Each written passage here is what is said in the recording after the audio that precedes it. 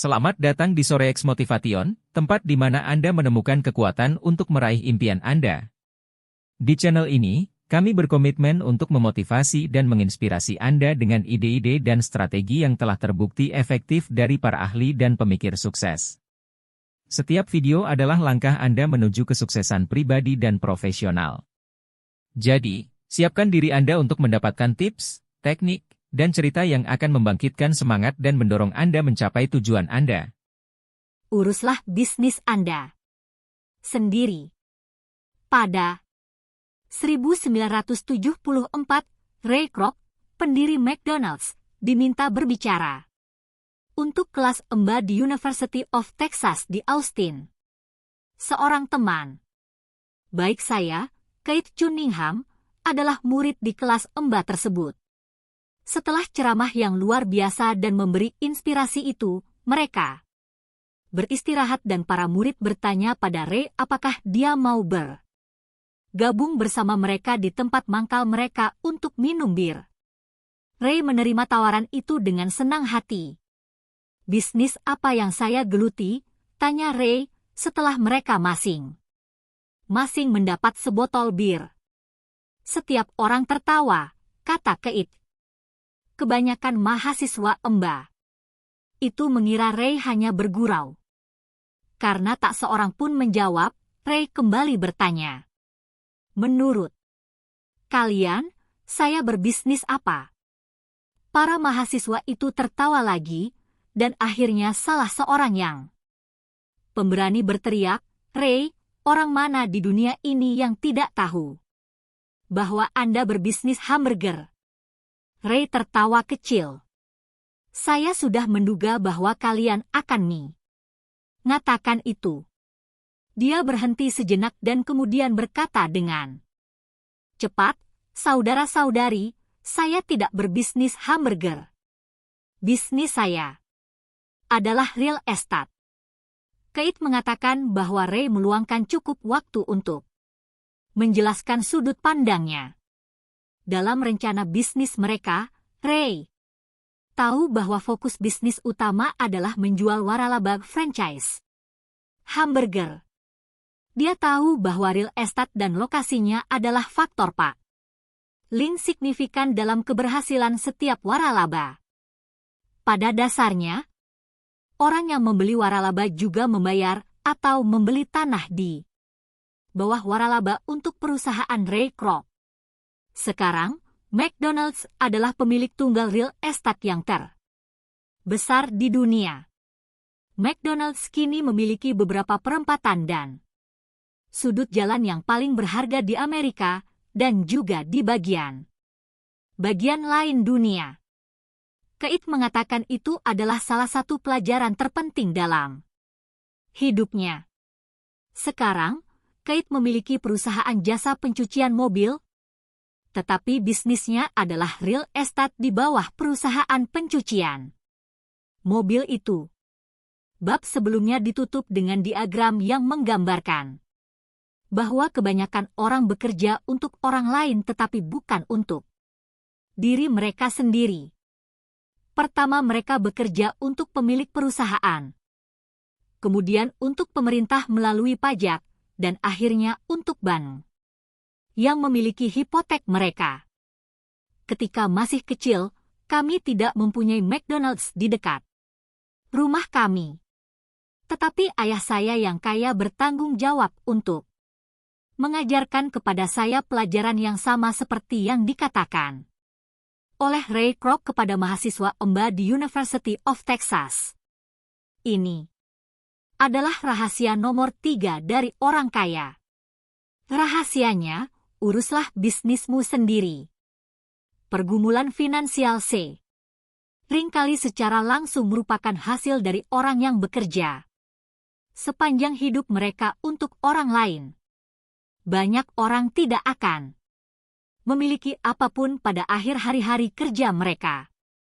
Sekali lagi, sebuah gambar bisa bernilai ribuan kata. Di bawah ini adalah diagram laporan rugi laba dan neraca yang dengan sangat baik menggambarkan nasihat Ray Kroc. Fokus sistem pendidikan kita sekarang adalah menyiapkan anak muda untuk mendapatkan pekerjaan yang baik dengan mengembangkan keterampilan skolastik, pelajaran. Hidup mereka akan berputar di sekitar upah mereka, atau seperti yang telah diuraikan, kolom pemasukan mereka. Dan setelah mengembangkan keterampilan skolastik, mereka melanjutkan ke jenjang sekolah yang lebih tinggi untuk meningkatkan kemampuan profesional mereka. Mereka belajar untuk menjadi insinyur, ilmuwan, koki, polisi, artis, penulis, dan seterusnya. Keterampilan profesional itu mengizinkan mereka untuk memasuki pasar tenaga kerja dan bekerja untuk uang. Ada perbedaan besar antara profesi Anda dan bisnis Anda. Saya kerap bertanya pada orang, apa bisnis Anda? Dan mereka akan mengatakan, oh, saya seorang bankir. Kemudian, saya bertanya pada mereka apakah mereka memiliki bank itu? Dan biasanya mereka menjawab, tidak, saya bekerja di sana. Dalam hal ini, mereka telah merancukan profesi mereka dengan bisnis mereka.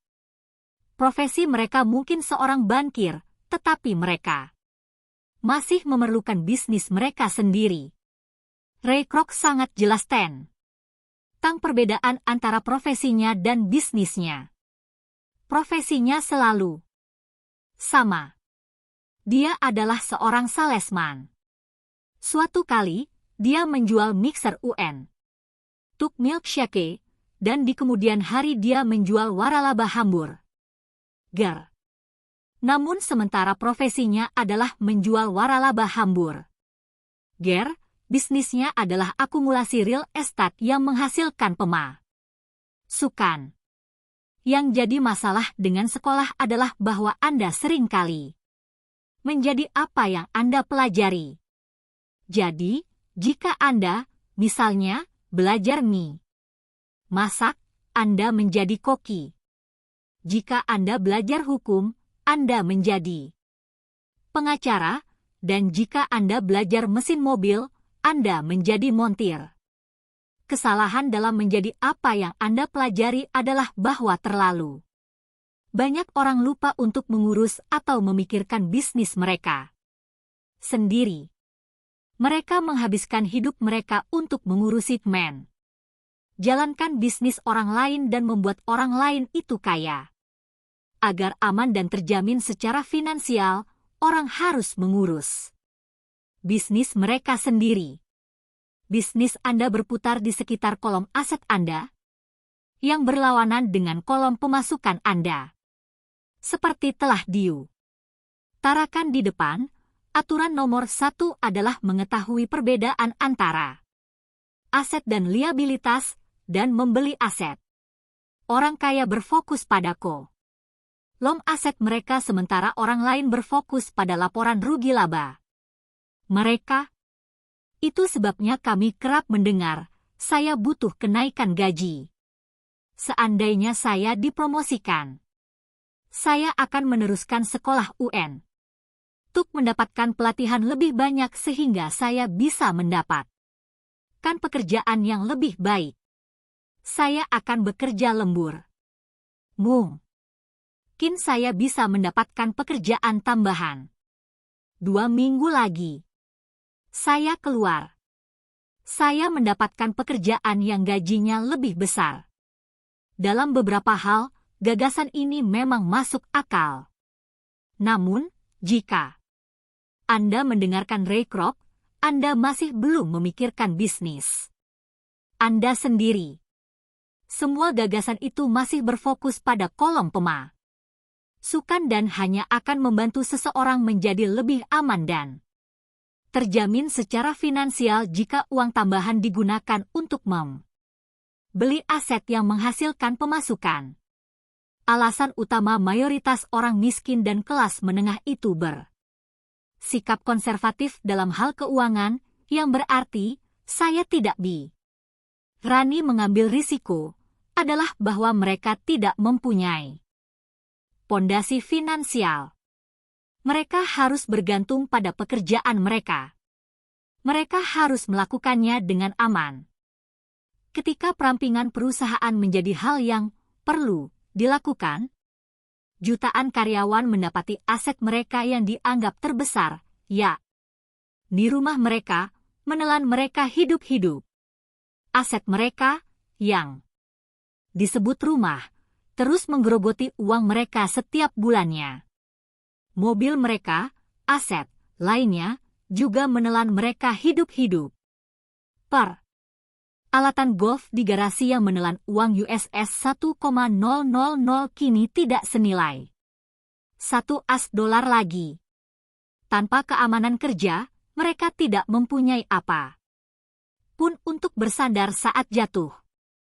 Apa yang mereka sangka merupakan aset ternyata tidak dapat membantu mereka bertahan hidup dalam masa krisis finansial. Saya menduga kebanyakan dari kita mengajukan permintaan kredit pada sebuah bank untuk membeli rumah atau mobil. Memang lalu menarik untuk melihat bagian kekayaan bersih. Ini menarik Rena segala sesuatu yang ditangani oleh perbankan dan akuntansi membuat seseorang menganggapnya sebagai aset. Suatu hari, untuk mendapatkan pinjaman, posisi finansial saya tidak terlihat begitu bagus. Maka saya menambahkan perlengkapan golf saya, koleksi seni saya, buku, stereo set, televisi, pakaian Armani, jam tangan Rolex, tas Aigner, dan harta pribadi lainnya untuk menaikkan jumlah di dalam kolom aset. Tetapi pinjaman saya ditolak karena saya mempunyai terlalu banyak investasi real estate. Komite peminjaman tidak senang karena saya melarikan terlalu banyak uang untuk rumah-rumah apartemen. Mereka ingin tahu mengapa saya tidak mempunyai pekerjaan yang normal dengan gaji yang pasti. Mereka tidak menanyakan setelan money, perlengkapan golf, atau koleksi seni yang saya miliki. Hidup terkadang memang keras ketika Anda tidak sesuai dengan profil standar. Saya ngeri setiap kali saya mendengar orang mengatakan pada saya bahwa kekayaan bersih mereka bernilai jutaan dolar atau $100 atau apapun. Salah satu alasan utama mengapa kekayaan bersih tidaklah akurat adalah semata-mata karena pada saat Anda mulai menjual aset Anda kena pajak atas perolehan keuntungan itu. Begitu banyak orang telah menempatkan diri mereka ke dalam masalah finansial yang dalam ketika pemasukan mereka menipis. Untuk menaikkan arus kas, mereka menjual aset mereka. Pertama, aset pribadi mereka umumnya dapat dijual hanya sepersekian dari harga yang tertera dalam neraca pribadi mereka. Atau jika ada keuntungan atas penjualan aset, mereka dikenai pajak atas keuntungan itu. Maka lagi-lagi, pemerintah mengambil bagiannya dari keuntungan itu, jadi mengurangi jumlah yang sesungguhnya tersedia untuk bantu mereka keluar dari lilitan utang. Itu sebabnya saya mengatakan, kekayaan bersih seseorang seringkali kurang harganya daripada yang mereka kira. Mulailah mengurus dan menjalankan bisnis Anda sendiri. Teruskanlah kerja harian Anda, tetapi mulailah membeli aset-aset real, bukan liabilitas atau harta benda pribadi yang tidak mempunyai nilai real ketika Anda sudah memilikinya di rumah. Sebuah mobil baru menyusut 25% dari harga yang Anda bayar pada saat Anda mengendarainya pertama kali meninggalkan showroom mobil. Ini bukanlah aset sebenarnya. Sekalipun bankir Anda mengizinkan Anda mendaftarnya sebagai salah satu aset. Driver, alat pemukul bola golf yang ujungnya terbuat dari kayu untuk pukulan jauh, titanium baru saya yang harganya $400 menjadi $150 begitu saya pakai. Bagi orang dewasa, jagalah pengeluaran Anda agar tetap rendah. Kurangilah liabilitas Anda, dan rajin-rajinlah membangun dasar aset yang solid. Bagi orang muda yang masih belum meninggalkan rumah, masih tergantung pada orang tua, sangatlah penting bagi orang tua untuk mengajari mereka perbedaan antara aset dan liabilitas. Ajarilah dan buatlah mereka mulai membangun kolom aset yang solid sebelum mereka meninggalkan rumah, menikah, membeli rumah, mempunyai anak, terperangkap dalam posisi finansial yang berbahaya, tergantung pada sebuah pekerjaan, dan membeli segala sesuatu secara kredit. Saya melihat begitu banyak pasangan muda yang menikah terperangkap dalam gaya hidup yang tidak akan membiarkan mereka keluar dari utang sepanjang masa kerja mereka. Bagi kebanyakan orang, persis ketika anak yang terakhir meninggalkan rumah, orang tua menyadari mereka tidak cukup siap untuk pensiun dan mereka mulai berusaha keras untuk menabung. Kemudian, orang tua mereka sendiri jatuh sakit dan mereka mendapati diri mereka diberi tanggung jawab baru. Jadi, aset macam apakah yang saya sarankan untuk Anda atau anak Anda dapatkan? Dalam dunia saya, aset real terbagi dalam beberapa kategori yang berbeda. 1. Bisnis yang tidak menuntut kehadiran saya. Saya memilikinya, tetapi usaha itu dikelola atau dijalankan oleh orang lain. Jika saya harus bekerja di sana, itu bukanlah bisnis. Itu menjadi kerjaan saya. 2. Saham. 3. Surat obligasi. 4. Reksadana. 5. Real estate yang menghasilkan pemasukan. 6. Surat utang. 7. Royalti dari properti intelektual seperti musik, karya tulis, hak paten.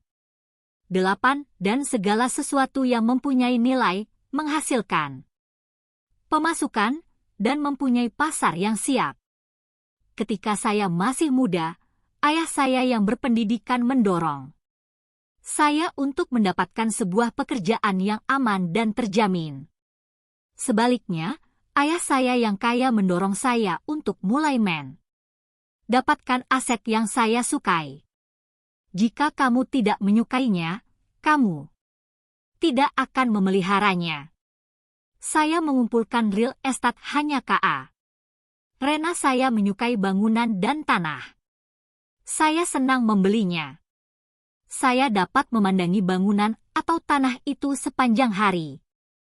Ketika masalah muncul, masalah itu tidak terlalu buruk sehingga ubah kesukaan saya pada real estate. Bagi orang yang membenci real estate, mereka hendaknya tidak membelinya. Saya menyukai saham perusahaan kecil, terutama yang baru mulai. Alasannya adalah karena saya seorang entrepreneur, bukan orang korporasi.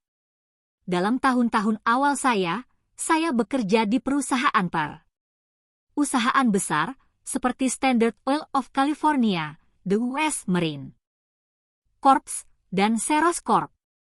Saya menikmati waktu saya bersama perusahaan itu dan mempunyai kenangan yang indah, tetapi saya tahu jauh di lubuk hati bahwa saya bukanlah orang perusahaan. Saya senang memulai perusahaan, tetapi tidak untuk menjalankannya. Jadi, saya biasanya membeli saham perusahaan kecil, dan terkadang saya bahkan memulai perusahaan dan menjadikannya perusahaan publik. Keberuntungan dibuat dalam isu-isu stok baru, dan saya menyukai permainan itu. Banyak orang takut akan perusahaan kecil dan menyebutnya penuh risiko, dan itu memang betul. Tetapi risiko selalu bisa disingkirkan bila Anda menyukai investasi, memahaminya, dan tahu. Permainannya. Dengan perusahaan kecil, strategi investasi saya adalah menghabiskan persediaan dalam setahun. Di pihak lain, strategi real estate saya adalah memulai kecil-kecilan dan terus berdagang properti untuk mendapatkan properti yang lebih besar dan, karena itu, menghapus pajak atas perolehan keuntungan. Ini membuat harga naik secara dramatis.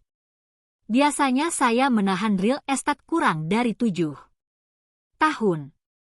Selama bertahun-tahun, bahkan sewaktu saya bekerja dengan Marine Corps dan Seros, saya melakukan apa yang diajarkan oleh ayah saya yang kaya. Saya aktif dalam kolom aset saya. Saya dagangkan real estate dan saham-saham kecil. Ayah saya yang kaya lalu menekankan pentingnya melek finansial. Semakin baik saya memahami akuntansi dan manajemen uang, saya akan semakin baik dalam menganalisis investasi dan akhirnya memulai dan membangun perusahaan saya sendiri. Saya tidak akan mendorong siapapun untuk mulai sebuah perusahaan kecuali mereka sungguh-sungguh ingin dan mau. Dengan mengetahui apa yang saya ketahui tentang menjalankan sebuah perusahaan, saya tidak mengharapkan pekerjaan itu dilakukan oleh siapapun. Ada saatnya orang tidak bisa mendapatkan pekerjaan dan memulai sebuah perusahaan adalah solusi bagi mereka. Rintangan menghadang sukses. 9 dari 10 perusahaan gagal dalam 5 tahun. Dari mereka yang bertahan hidup selama 5 tahun pertama, 9 dari setiap 10 dari mereka itu akhirnya gagal juga. Jadi hanya jika Anda sungguh-sungguh mempunyai hasrat untuk memiliki perusahaan Anda sendiri, barulah saya berani merekomendasikannya. Sebaliknya, teruskanlah pekerjaan harian Anda dan jalankanlah bisnis Anda sendiri. Ketika saya mengatakan uruslah dan jalankanlah bisnis Anda sendiri, yang saya maksudkan adalah membangun dan menjaga kolom aset Anda agar tetap kokoh. Sekali dolar, rupiah, masuk ke dalamnya, jangan biarkan ia keluar. Pikirkanlah demikian, begitu dolar masuk ke dalam kolom aset saya, ia menjadi karyawan saya. Hal terbaik soal uang adalah bahwa ia bekerja 24 jam sehari dan dapat bekerja untuk beberapa generasi. Teruskanlah pekerjaan harian Anda, jadilah karyawan yang bekerja keras dan bagus, tetapi teruslah membangun kolom aset itu.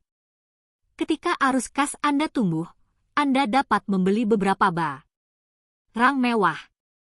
Perbedaan penting adalah bahwa orang kaya membeli barang mewah belakangan, bukan prioritas utama, sementara orang miskin dan kelas menengah cenderung membeli barang mewah lebih dulu. Prioritas pertama, orang miskin dan kelas menengah sering kali membeli barang mewah seperti rumah besar, berlian, pakaian dari bulu binatang, perhiasan, atau kapal pesiar karena mereka ingin kelihatan kaya. Mereka kelihatan kaya, tetapi dalam kenyataannya mereka hanya semakin terperosok dalam utang dengan kredit. Orang yang berlimpah uang, orang kaya jangka panjang, membangun kolom aset mereka lebih dulu. Kemudian, pemasukan yang dihasilkan dari kolom aset dipakai untuk membeli barang mewah. Orang miskin dan kelas menengah membeli barang mewah lebih dulu dengan keringat dan darah mereka sendiri dan dengan warisan anak-anak mereka. Kemewahan sejati adalah hadiah atau ganjaran karena berinvestasi dalam dan mengembangkan aset real. Sebagai contoh, ketika istri saya dan saya mempunyai uang ekstra dari apartemen yang kami sewakan, dia bepergian dan membeli mobil Mercedes. Hal ini tidak butuhkan kerja ekstra atau risiko karena apartemen itulah yang belikan mobil tersebut. Akan tetapi, dia harus menunggu hal itu selama 4 tahun untuk pertumbuhan investasi portofolio real estate itu dan akhirnya mulai mengeluarkan cukup arus kas ekstra untuk membeli mobil tersebut. Tetapi barang mewah itu, mobil Mercedes, adalah hadiah yang real karena istri saya telah membuktikan bahwa dia tahu bagaimana menumbuhkan kolom asetnya. Sekarang mobil itu lebih berarti baginya ketimbang mobil bagus lainnya. Artinya, dia menggunakan inteligensi finansialnya untuk mendapatkan mobil itu. Apa yang dilakukan oleh kebanyakan orang adalah dengan penuh nafsu mereka pergi dan membeli sebuah mobil baru atau barang mewah lainnya dengan cara kredit. Mereka bisa merasa bosan dan hanya menginginkan mainan baru. Membeli barang mewah dengan kartu kredit seringkali menyebabkan seseorang cepat atau lambat membenci barang mewah itu karena utang barang mewah itu menjadi beban finansial yang tidak ringan. Setelah Anda mengambil waktu untuk berpikir, lalu berinvestasi, dan membangun bisnis Anda sendiri, sekarang Anda siap untuk nambahkan sentuhan ajaib, rahasia terbesar dari orang kaya. Rahasia yang menempatkan orang kaya jauh di depan kebanyakan orang. Ganjaran akan tersedia di ujung jalan bila Anda rajin menyisihkan waktu untuk mengurus dan menjalankan bisnis Anda sendiri. Terima kasih telah menonton episode kali ini di Sore X Motivation. Semoga konten hari ini memberi Anda dorongan dan wawasan yang Anda butuhkan untuk mencapai tujuan Anda. Jika Anda menemukan nilai dalam video ini, jangan lupa untuk memberi like, berbagi, dan tinggalkan komentar di bawah tentang apa yang paling memotivasi Anda. Dan pastikan untuk berlangganan dan tekan tombol notifikasi, agar Anda selalu mendapatkan update terbaru dari kami. Teruslah berjuang, teruslah belajar, dan ingatlah, kesuksesan adalah perjalanan, bukan tujuan akhir. Sampai jumpa di video berikutnya.